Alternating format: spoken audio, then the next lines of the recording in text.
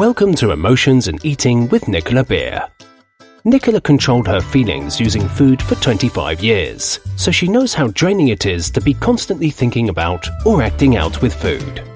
Thankfully, having made an amazing breakthrough in her recovery, her mission became about helping others escape the unsatisfying cycle of frustration and self-medication with food. Nicola is determined to help you find your inner strength so you can be healthy, gain confidence, feel great, and be at peace with yourself and food. Hi and welcome. Thanks for listening to this show. I'm going to be talking today about quite a sensitive topic, and that's post-abortion pain, trauma. And when I talk about pain, I'm talking about emotional pain as well as the physical pain some people can even still have, because everything physical is tied to our emotions. Physical pains after, for many years later. And so I help many individuals with this. I help many men, many women, and a couple who have to go through and make that difficult decision after they've made that decision. So I've tended to work with couples that come to me after they have terminated a pregnancy, anything from 3 months later or to 15 years later. Actually, I even had one lady who was really suffering with an addiction because of an abortion that she had 25 years before when she was very young. And so it is a real thing. It can leave a person riddled with guilt, riddled with regret, remorse. It can create feelings of resentment between a couple. And of course, it's a very horrible experience for many women that have to go through that.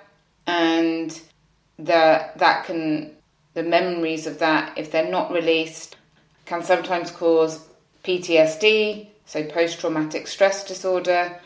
Although I don't like the word disorder for anything, everything can be changed with the right support, and people are coping the best they can. So why label things disorders? We all go through difficult times in our lives. We can create difficult behaviours, and yet we can change them.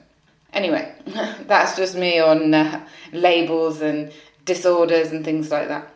So today I'm going to share a few case studies with you that I've supported post-abortion. I do have permission, and I have changed all identifying characteristics to keep their anonymity, because that's very important. And I'm going to share with you their stories because it helps to understand that other people are going through similar things if this has happened to you, or if you're trying to support someone that this has happened to and you're not sure how to cope with it. And of course, if it's impacting your relationship. So let me first talk about Melina and Ahmed. Melina and Ahmed had been dating secretly for a few years when they accidentally fell pregnant. Melina was happy, but they were both scared of the potential repercussions because pregnancy before marriage is seriously frowned upon in their community and may lead to outright rejection and shame. Ahmed was deeply worried about his family finding out, so he begged Melina to terminate the pregnancy. This caused so much pain to them both, and even though they did eventually get married, neither of them could forget what had happened before. Melina particularly struggled to let go of the memory of her unborn baby, especially now that she has 2 boys. She is always wondering what it would have been like to have kept the baby, what if it was a girl, what if they had a similar personality to her current children, what if they were completely different. When she notices girls and boys around that age that child would have been, she fills with sadness and wonder, and she remembers the date. She remembers how old the baby would be on the due date, and when she sees, like I mentioned, children that age, it's something that goes through her mind. And that was before she came to me for help. And all of these thoughts and feelings were becoming more and more intense the more Melina was in conflict with her in-laws and her husband's family, especially when it came to her husband not standing up for her towards his in-laws, well, her in-laws, his parents. She felt that she was right back in the pain of the past. How rejected she felt then, how not good enough, how not accepted, not loved. And so any kind of triggers by his family were causing her to withdraw in the relationship, withdraw emotionally and physically. And they also didn't have anybody to talk to, as sex before marriage is not accepted in their community. They didn't tell any friends, they didn't tell any family members, and they didn't seek any help. So they kept everything in, they brushed it all under the carpet, hoping that no one would find out. And it made it so much harder for them both to process. Because if you're keeping all your thoughts in, you're keeping those images in, the pain in, there's no outlet at all, it can be a real challenge. Now, whilst I don't believe in just talking over the past as if all of a sudden it goes, I do have techniques and ways of supporting people to release it. And we do a little bit of talking, and then we work with the subconscious mind, which is where we hold all of our emotions, all of our memories, all of our behaviours, all of our pain, and work on helping them to gently let go, trust that the future's going to be better, love themselves. And sometimes we do special rituals to say goodbye to the unborn baby. And some people really love that, and it's something that they need to have that closure to be able to move forward in their life.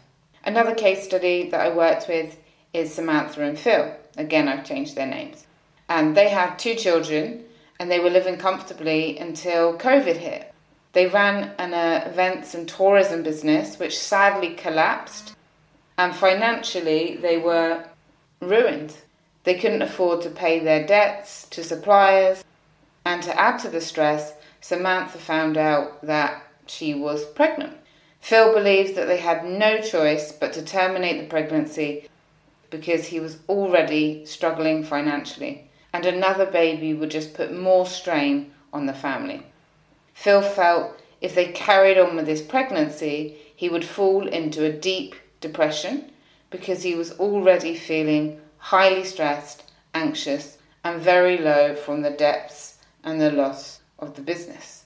Samantha begged him and begged him and begged him to keep the baby, saying that she just couldn't do it and she didn't want to do it, and that they would find a way to manage, and that they have 2 amazing children already. And how could he say that, given that they love their children so much and they're the best thing that's happened to them as a couple? She was just so shocked that her husband could even think of suggesting it. And Phil always went back to the numbers.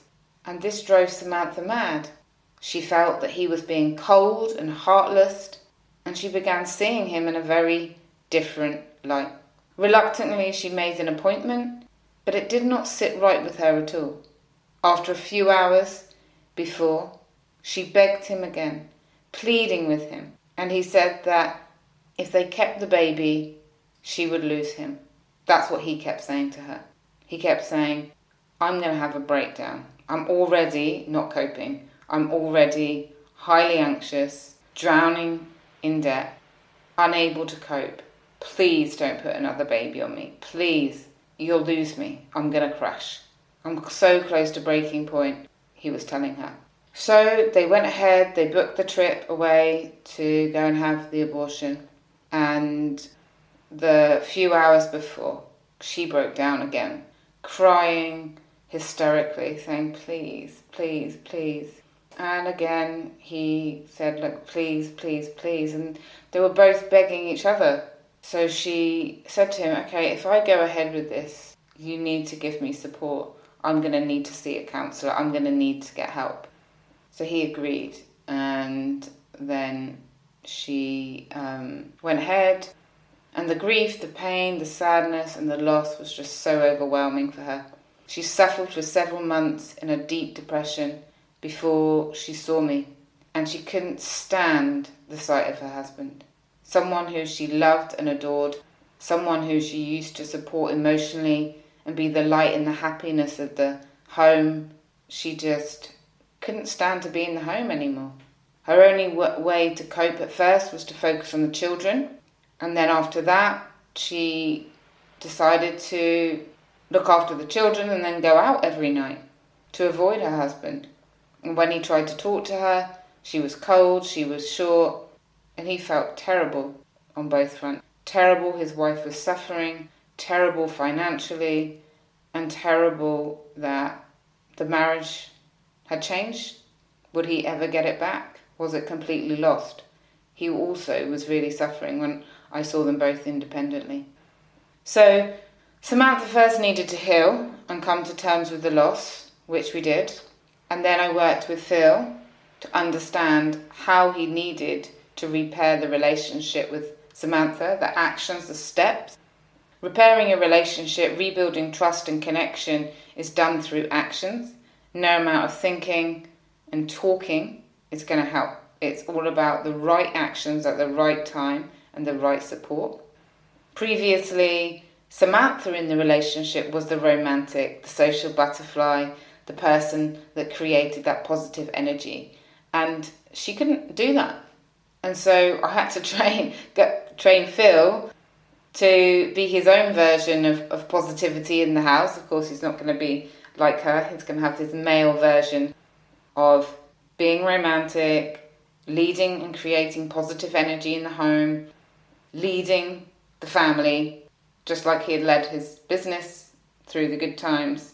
Now these skills needed to be applied to the family home, to the relationship, and over time, with the right actions and the right attitude and not going into guilt and depression himself, they were able to come through. She was able to release the resentment and anger. She saw a good side of her husband that she'd never seen before, and she really needed him to step up and show this love for her, and they managed to get both the loving feelings back, which is really, really great.